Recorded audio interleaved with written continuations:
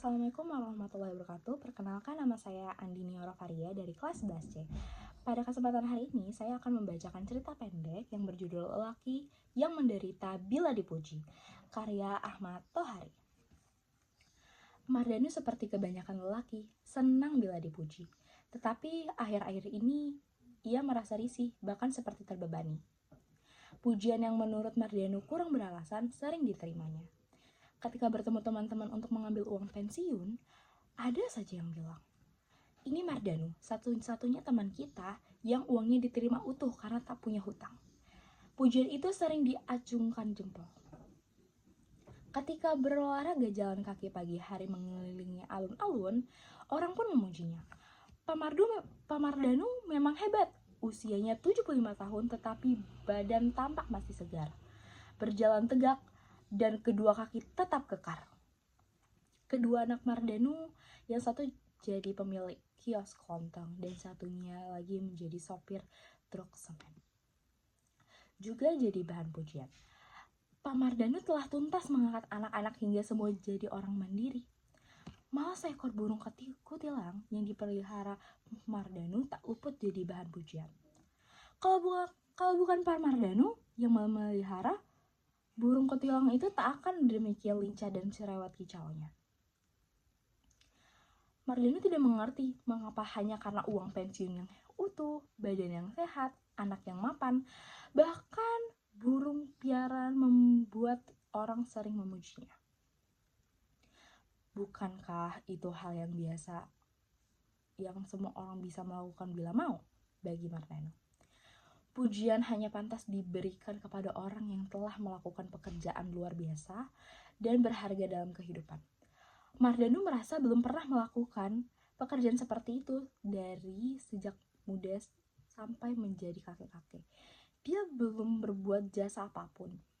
Ini yang membuat menderita karena pujian itu seperti menyindir-nyindirnya. 60 tahun yang lalu ketika bersekolah, dinding ruang kelasnya digantungi gambar para pahlawan, juga tokoh bangsa. Tentu saja mereka telah melakukan sesuatu yang luar biasa bagi bangsanya. Mardanu juga tahu dari cerita orang-orang pamannya sendiri adalah seorang pejuang yang gugur di medan perang kemerdekaan. Orang-orang sering memuji mendiang paman. Cerita tentang sang paman kemudian dikembangkan sendiri oleh Mardanu, menjadi bayangan kepahlawanan. Seorang perjuang muda dengan bedil bersangkur, ikat putih kepala pita merah putih, maju dengan gagah menyerang musuh lalu roboh ke tanah dan gugur sambil memeluk bumi pertiwi. Mardanu amat terkesan oleh kisah kepahlawanan itu. Maka Mardanu kemudian mendaftarkan diri masuk tentara pada usia 19. Ijazahnya hanya SMP dan dia diterima sebagai prajurit Tamtama. Kegembiraannya meluap-luap ketika dia terpilih dan mendapat tugas sebagai penembak artileri pertahanan udara. Dia berdebar-debar dan melelehkan air mata ketika untuk kali pertama dilatih menembakkan senjatanya. 10 peluru besar akan menghambur ke langit dalam waktu 1 detik. Pesawat musuh pasti akan meledak kemudian rontok bila terkena tembakan senjata yang hebat ini. Selalu demikian yang dibayangkan Mardanu. Bayangkan itu sering terbawa ke alam mimpi. Suatu malam, dalam tidurnya Mardanu mendapat sebuah perintah siaga tempur. Persiapannya hanya setengah menit. Pesawat musuh akan datang dari utara. Mardanu melompat dan meraih senjata artilerinya. Tangannya berkeringat, jarinya lekat pada tuas pelatuk. Matanya menatap tajam ke langit utara. Terdengar derum pesawat yang segera muncul sambil menabur tentara payung. Mardanu menarik tuas pelatuk dan ratusan peluru menghambur ke angkasa dalam hitungan detik. Ya Tuhan, pesawat musuh itu mendadak oleng dan mengeluarkan api, terbakar, menukik dan terus menukik. Tentara payung masih berloncatan dari perut pesawat dan Mardanu mengarahkan tembakannya ke sana. Ya Tuhan, 3 parasut yang telah mengembang mendadak kuncup lagi kena terjangan paru Mardanu. 3 prajurit musuh melancur bebas jatuh ke bumi. Tubuh mereka pasti akan luluh lantak begitu berbanting ke tanah. Mardanu hampir bersorak namun tertahan oleh kedatangan pesawat musuh yang kedua. Mardanu berondongnya lagi. Kena. Namun pesawat itu sempat menembakkan peluru kendali yang meledak hanya 3 meter di sampingnya. Tubuh Mardanu terlempar keluar untuk kekuatan ledak peluru itu dan jatuh ke lantai kamar tidur sambil mencengkram bantal.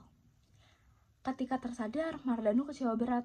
Mengapa pertempuran hebat itu hanya dalam mimpi? Andai kata itu peristiwa nyata, maka dia telah melakukan pekerjaan besar dan luar biasa. Bila demikian, Mardanu mau dipuji, mau juga menerima penghargaan. Meski demikian, Mardanu selalu mengenang dan mengawetkan mimpi itu dalam ingatannya. Apalagi sampai Mardanu dipindah tugaskan ke bidang administrasi teritorial 5 tahun kemudian. Perang dan serangan udara musuh tidak pernah terjadi. Pekerjaan administrasi adalah hal biasa yang begitu datar dan tak ada istimewanya.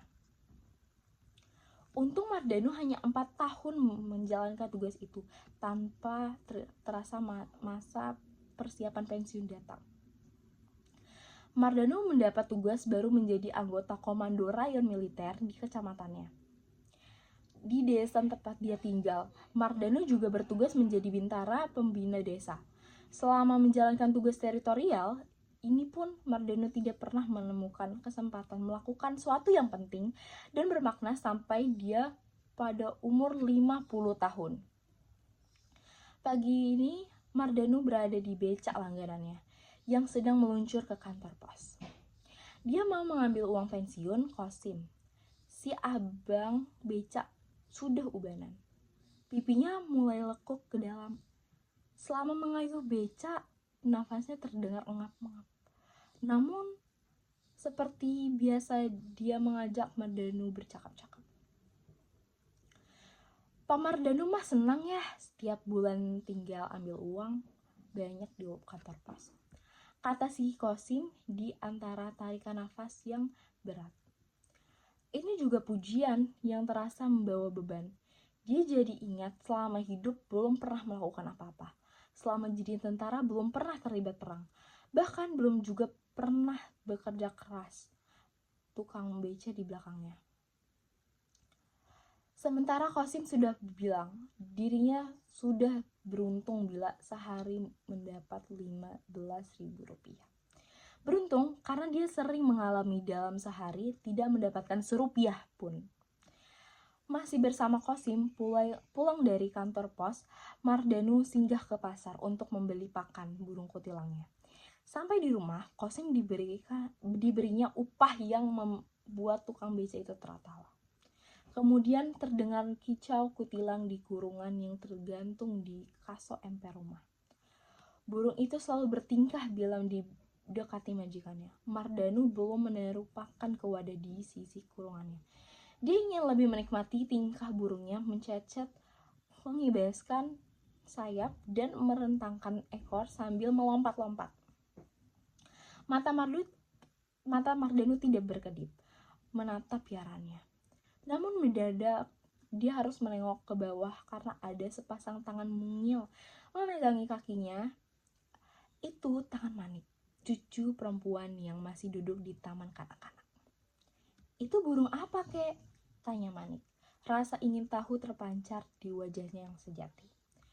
Nama burung kutilang, bagus kan? Manik diam. Dia tetap mengenada. Matanya terus menatap ke dalam kurungan. Oh, jadi itu burung kutilang, kek. Aku sudah lama tahu kok burungnya, tapi baru sekarang tahu namanya, kek. Aku bisa nyanyi burung kutilang. Wah, itu bagus, baiklah cucuku. Cobalah menyanyi. Kakek ingin mendengar. Manik berdiam. Barangkali anak TK itu sedang mengingat cara bagaimana guru mengajarkan menyanyi.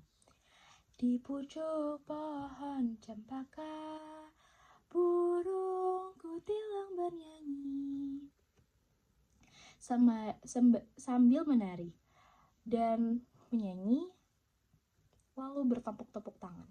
Gerakannya lucu dan mengembaskan.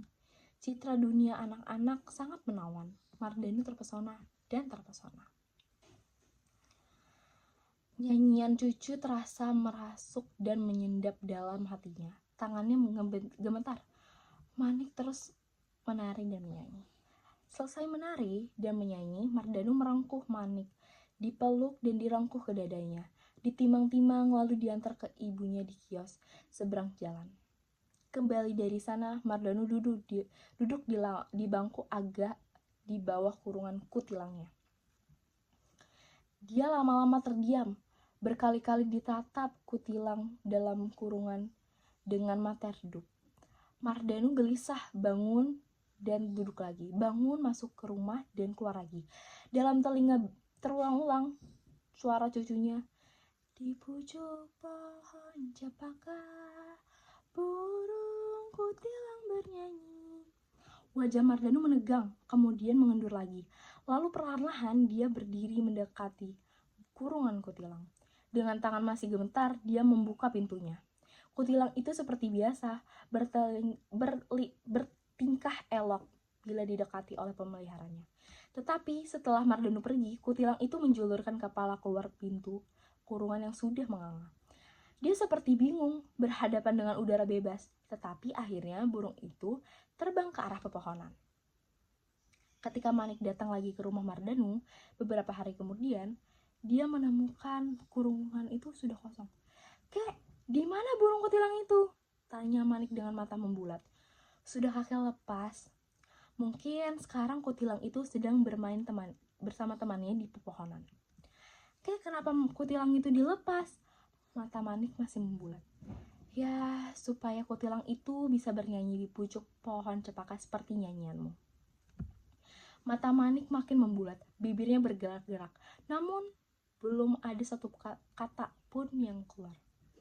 Biar kutilang itu bisa bernyanyi di pucuk pohon cempaka, wah, itu luar biasa. Kakek hebat banget, aku suka kakek. Manik melompat-lompat gembira. Mardanu terkesima oleh pujian cucunya. Itu pujian pertama yang paling enak didengar dan tidak membuatnya menderita. Manik kembali melenggak-lenggok dan bertepuk-tepuk tangan.